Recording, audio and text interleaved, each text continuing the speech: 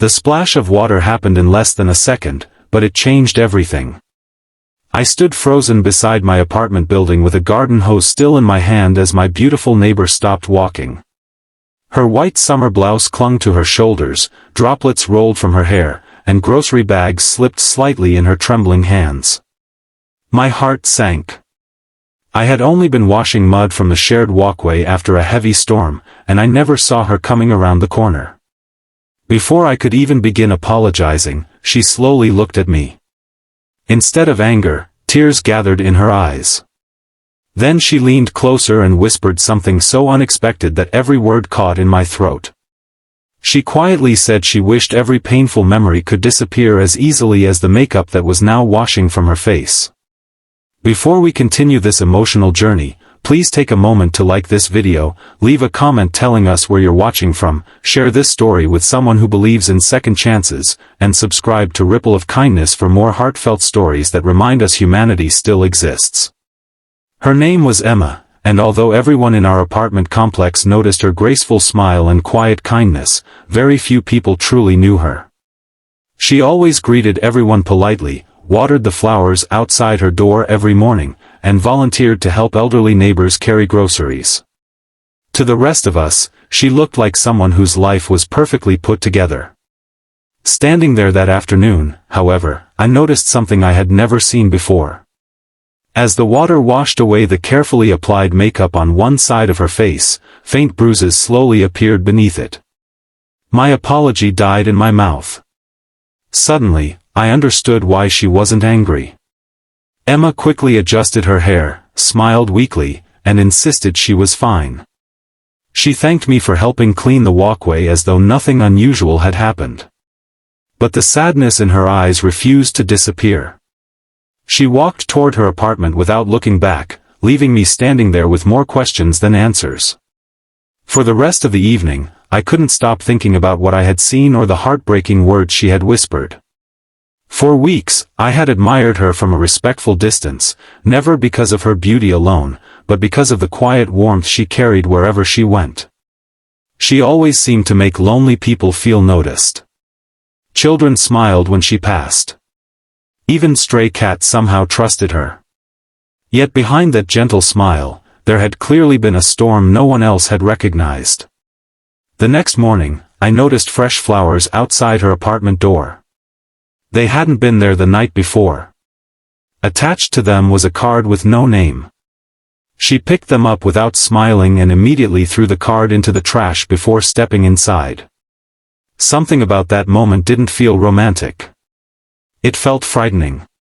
Later that evening, I saw the same expensive black car parked outside the building. A sharply dressed man sat inside watching the entrance without getting out. The moment Emma came home from work, the car quietly drove away. Days passed, and I kept wondering whether I should say something. I didn't want to invade her privacy or make assumptions. Sometimes kindness means respecting someone's silence. Other times, silence can become another form of abandonment. I wrestled with that thought every night. One rainy afternoon, the elevator suddenly stopped between floors. Emma and I were trapped together. The emergency lights flickered softly as we waited for maintenance. At first, neither of us spoke. Then she laughed nervously and admitted she hated enclosed spaces. I gently kept the conversation going, talking about ordinary things like favorite movies, childhood memories, and terrible cooking disasters. Little by little, her shoulders relaxed. Without planning to, she eventually told me pieces of her story. Years earlier, she had fallen in love with a man everyone admired. Charming in public, generous with friends, successful in business. Behind closed doors, however, he controlled every part of her life. He criticized her appearance, isolated her from family, monitored her phone, and convinced her she wasn't capable of surviving without him. Eventually, emotional cruelty turned into physical violence. Every bruise was hidden beneath expensive makeup. Every fake smile became another shield protecting a painful secret. Leaving him had taken unimaginable courage. But escaping hadn't truly ended the fear. he still found ways to remind her he was watching. The flowers. The parked car. Anonymous messages. Small reminders designed to convince her she would never truly be free. Listening to her story filled me with sadness, but also admiration. She hadn't become bitter. Despite everything she'd endured, she still helped neighbors, still cared for abandoned animals, and still believed people could choose kindness over cruelty. That strength amazed me more than anything else.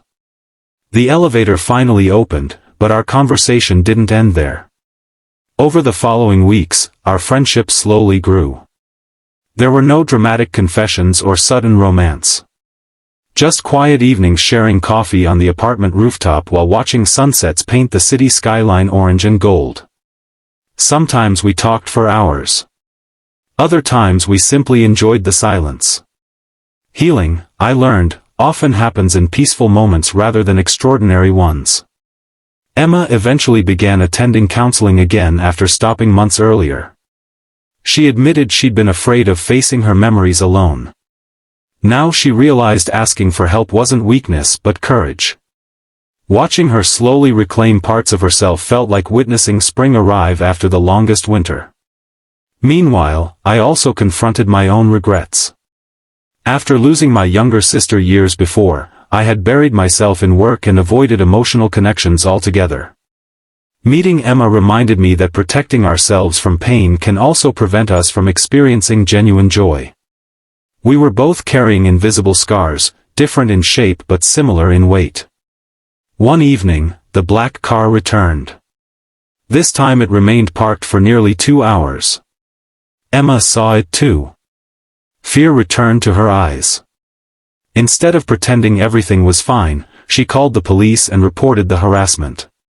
Other neighbors, including myself, offered witness statements after realizing we'd seen the vehicle repeatedly over several weeks. Security cameras from nearby businesses eventually confirmed the pattern. For the first time, Emma wasn't facing the situation alone. The investigation led to a restraining order, and the unwanted visits finally stopped. It wasn't an instant happy ending. Recovery rarely works that way. Some nights she still struggled with nightmares. Loud noises sometimes made her flinch. Trust remained difficult. But something had changed. Hope had returned. Months later, our apartment community organized a neighborhood garden project.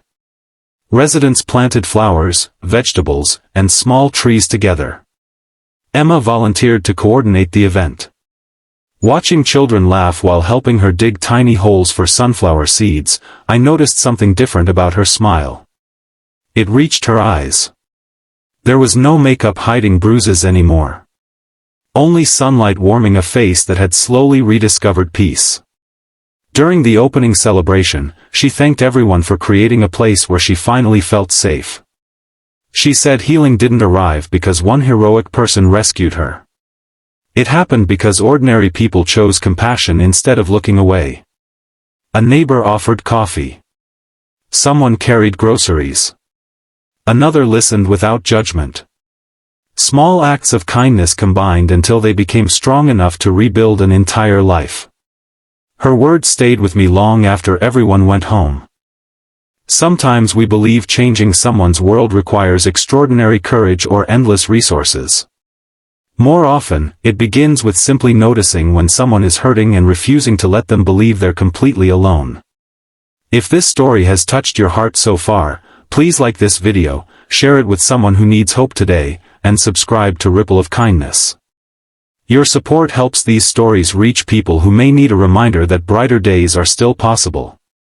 Special request: before this story ends, please leave a comment with the words, "Kindness changes lives," if you believe even one small act of compassion can create a ripple that lasts forever.